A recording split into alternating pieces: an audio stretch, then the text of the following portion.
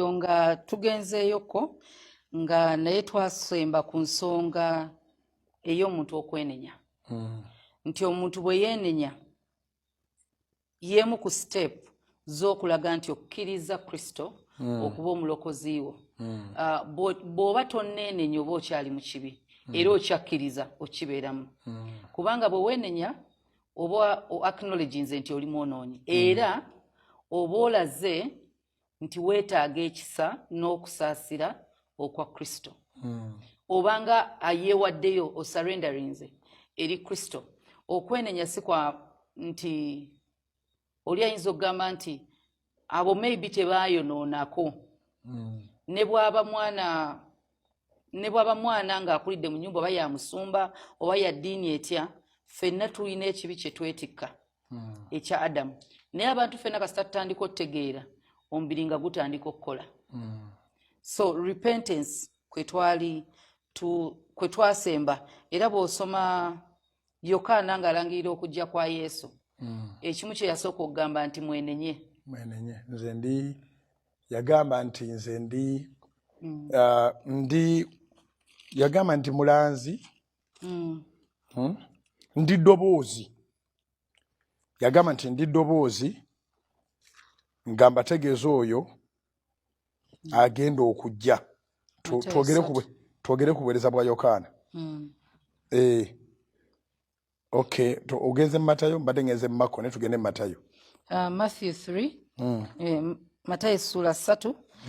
Bo tukatandikira ku lunyiriri olusooka agamba, in those days John the Baptist came preaching in the wilderness of Judah and saying, repent, for the kingdom of heaven is at hand. For this is he who was spoken of by the prophet Isaiah, saying, the voice of one crying in the wilderness, prepare the way of the Lord, make his path straight. Ndoza ne bwe tukomaawo. Baka tubadde tuli ku lunyiriri olwokubiri. Ekuba wano wansi lifestyle ye. Okuva ku lunyiriri olwokuna tuba tugenze ku lifestyle ya Yokaana. Naye kangisome mu Luganda ku lwa audience y'Oluganda. Ate nga program The Way eri mu Luganda okusinga. Matayo sura 3 ntandikide ku lusooka.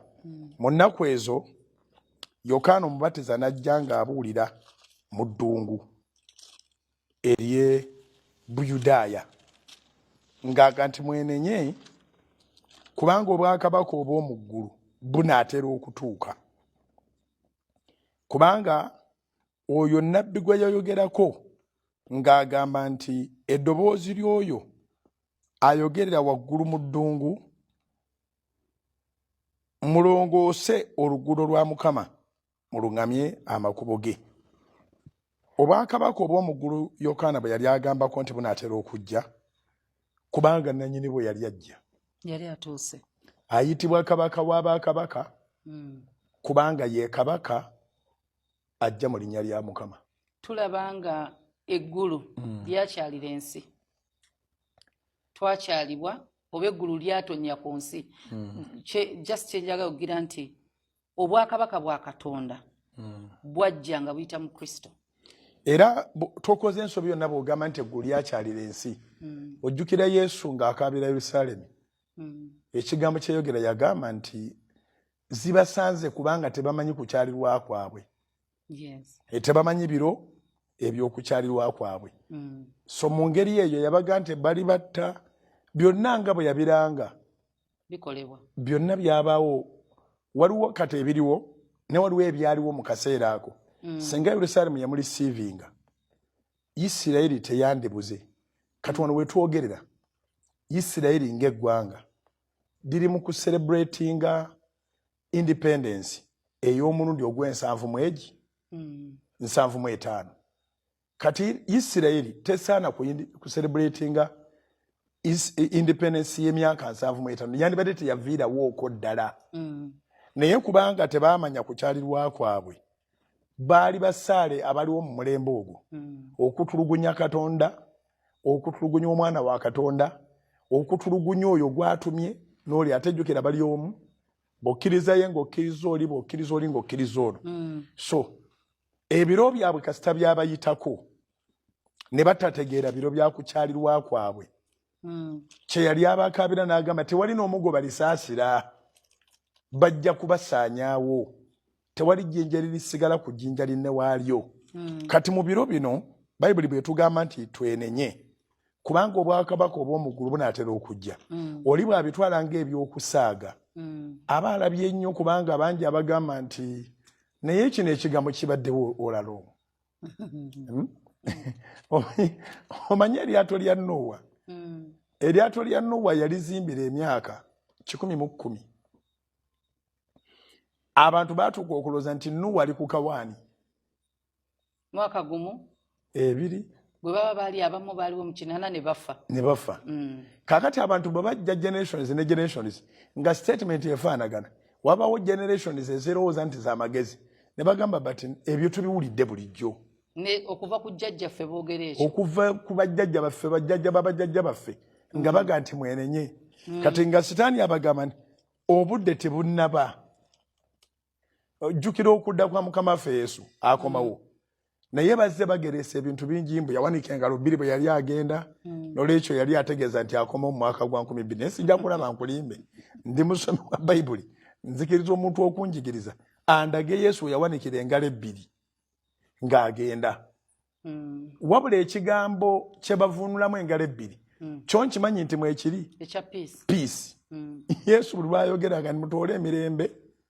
nga nze bwe njigaba mufunire muze emirembe netawanikangako ngalo kati mu mwaka gw'12 nga guyingira ono tuli mu 2023 bbiri ng'ayingira abantu abamu baatunda ebintu byabwe abalala ne babigula ku layisi nga baga nti tasobola kusukka mwaka gwa 12 nga tandadda yawanika n'engalo bbiri era waliwo abaagenda nga kino ekigambo kyogerwa abamufa abaliwo era mulimu abagamba twasanga ekyo kyekyogerwa nti akomawo naye kati twagala bakakasa abalaba program the way nti twenenye akomawo mangu. Let us repent for the kingdom of God is at hand. Obwakabaka bwa Katonda bukonkona obudde bwonna Yesu agenda kuyuza eggulu eri ayingirewo okubeera nedda katemba bamuzannye naye kati bw'otunula Hollywood kati kumpi ku buli firimu eteeka ofulumyayo season nga ya rapture ng'eraga nti abantu balina agenda okubakima Katonda asigala ayogera bagenda mu buli mulembe asigala ayogera nti ne bwe baba abantu baganye okwogera asobola okwogeza ekintu kyonna butereevu kati Omumisiri asobola era omukozesa because Katonda asobola omukyusa n'akola n'atuusa obubaka bwe kubanga Katonda akimanya bamujja kulaba firimu abala nnyimba ziyimbibwa ne tuyimba buyimbi ng'eringa entertainment Yesu anaatera okudda ne tukitwala ne kikoma abalala bali bazannya abalala bali babawasa ng'eno kabiita akiitinga.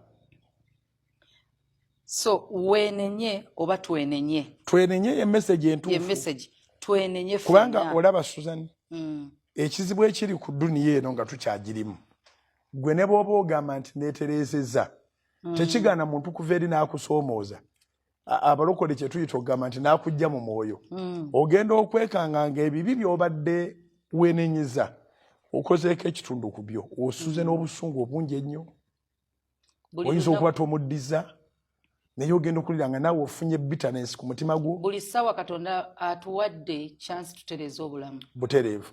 So okwenenya tekuliiko championi tekuliiko mulokole tekuliiko ki kwa buli muntu newankubadde nga waliwo okwenenya okw'omulundi ogumu okusooka kuno okw'okwegaana sitaani era n'otukuzibwa kwolwo n'ofuuka kitonde kijja naye olina okukuuma obulamu bwo nga weenenya.